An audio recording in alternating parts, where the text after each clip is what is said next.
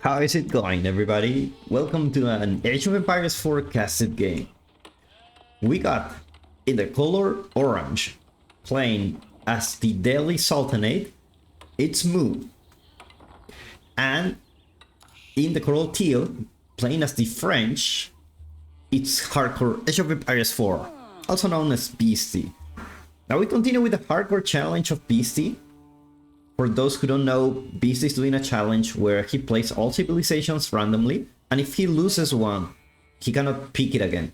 So it looks like he has French left and maybe some others. And he's gonna go against Mu.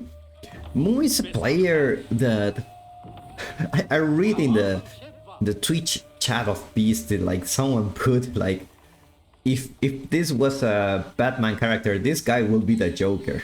Like really. He's been playing Mongols lately, and he has this super funny strat where he just builds a second town center and sends it to your base and keeps building town centers until it overwhelms your, it's in your city, right? So you're gonna do much, so you need to move your villagers, you need to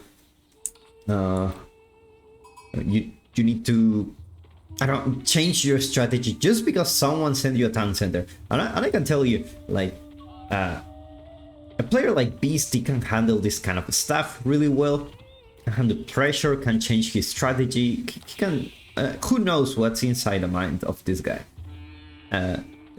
But if it happens, like for example, if it happened to me, like I will be dead already. So it's really a legit strategy. Like, so I'm curious, what's the strategy for Mu when playing Delhi? Because, Mongol, very different civilization compared to Delhi. Delhi, usually their plan is to go for sacred sites to get their passive gold income. Have a lot of units because your villagers are not in gold and you don't need to spend in upgrades, so you can have more military numbers. So usually that's the play for Delhi, but we will see. We will see what he will go for. On the other hand, French player known as being aggressive, and indeed we have the School of Cavalry going for Beasty. So we should be expecting a knight going for the enemy base very soon. And the Tower of Victory for Mu. Now the Tower of Victory gives your units like 20% attack speed. Whether you produce it inside this radius, like all your infantry, like archers, spearmen, they will have extra attack speed. So it's a pretty good landmark. Most people go for it. So far we see a very standard play for both players. We see actually. Aging up with 5 villagers, this doesn't look like a... Actually, it is a wheelbarrow opening. He's going for wheelbarrow as soon as he's aging up. That's pretty nice. This will give him an advantage. And, Delhi has all the upgrades for free, so they already have the wheelbarrow is almost done. Well, I say almost, but it's like 45 seconds. Whereas Beast is like 50 seconds away. The reason is wheelbarrow is free, but it just takes more time. But it's just so nice to get all these free upgrades as Delhi. Which is one of the reasons a lot of people complain that Delhi in the Imperial Age is not that good, because you need to wait for a lot of... you have all the upgrades, but you need to wait a lot for them.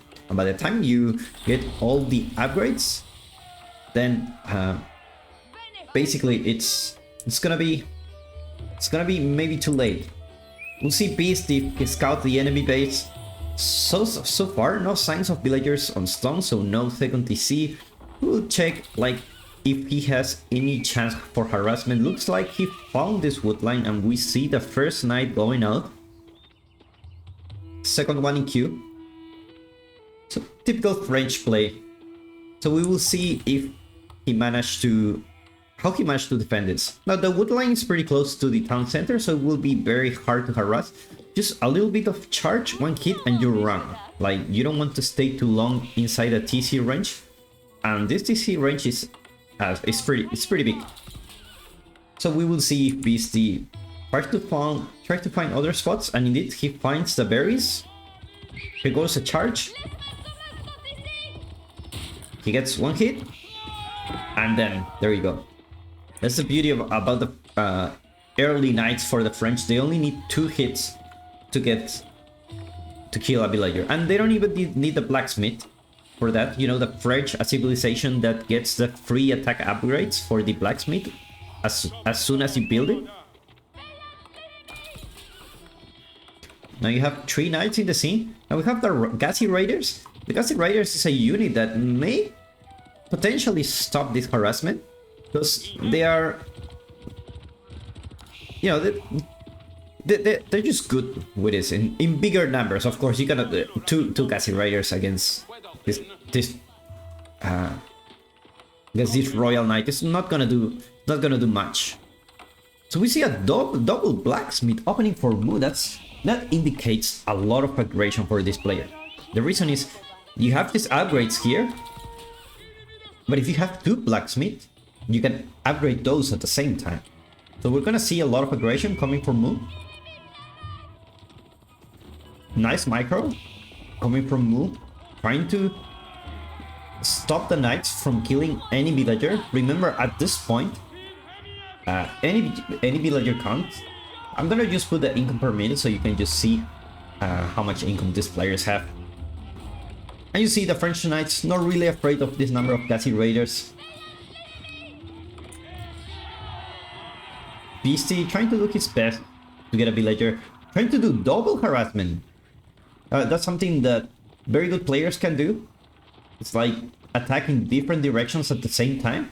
This is really hard to multitask, but usually these players are really good. You know, these are Conqueror players. Not only Conqueror, Beasty is like the top 1 of this world. He always between the top 1 and top 2 in the ladder. So a very good player. Alright, the Gassy Rider, you see, doing actually a very good job here. But he don't have the numbers yet. You're talking about five Royal Knights that are in your base. Beasty focusing on the blacksmith. He knows, as you know, if I cannot get any villager kill, at least I will destroy your upgrades. No more knights going out soon. Gassy Riders trying to do what they can, but you know, they just they don't do much damage. I feel like just a couple of Spearman here and you will be able to scare these knights, especially if you have the Tower of Victory. Yeah, I find it like very interesting decision. Why you want to go for Spearmans here?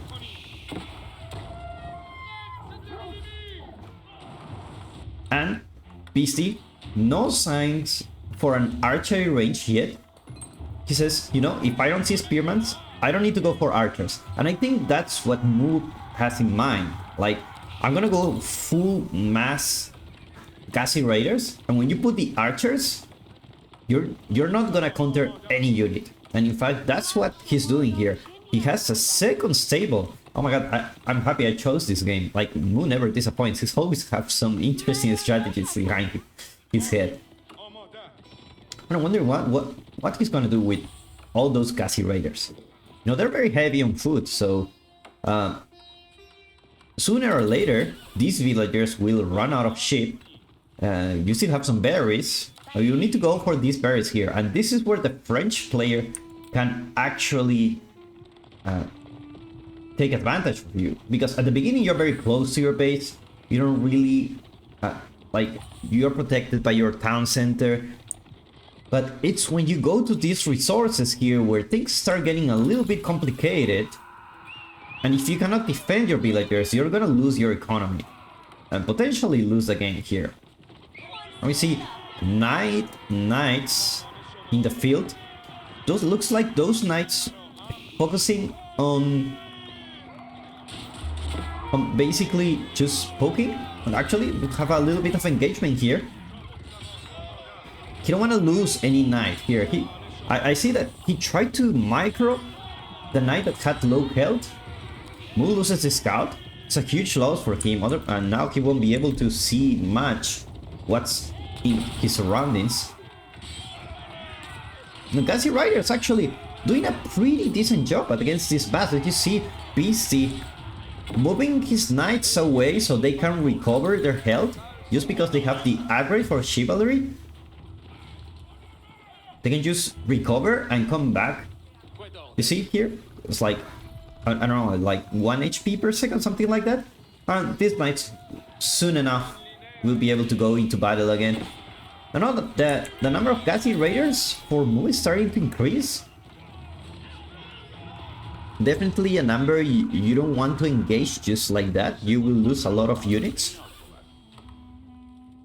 We see some walls going out for Mu, and this is definitely the right call. You don't want any, any knight going here and potentially destroy your economy just by going to these berries, and all these villagers could die in a second if you don't take a look at them.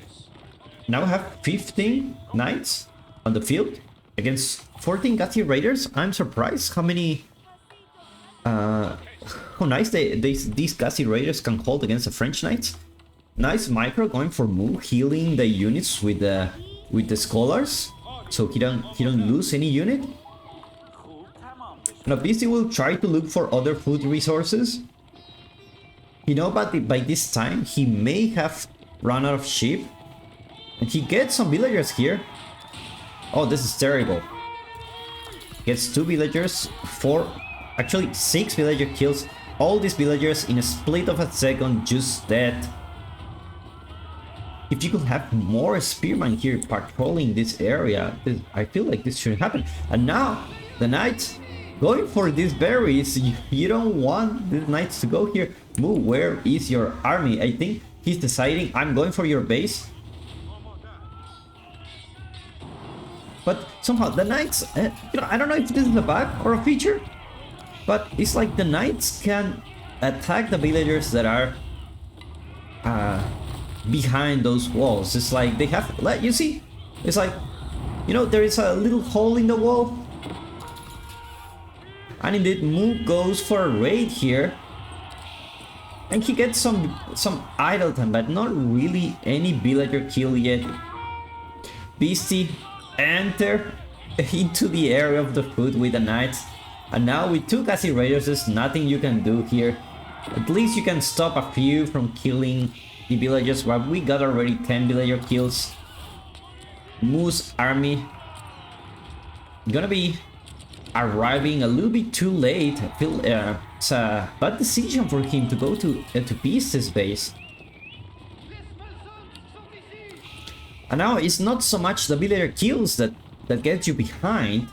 It's the you don't have food. Look at the food per income for Mu. It's only 130. And without food, you're gonna get units, especially horsemen. Horsemen are very heavy for food. And indeed, Mu says that he cannot gather any more food and taps GG. This was Age of Empires 4. Thank you so much for watching. If you like this video, give me a like, subscribe to watch more Age of Empires 4 content. I'll see you in the next one.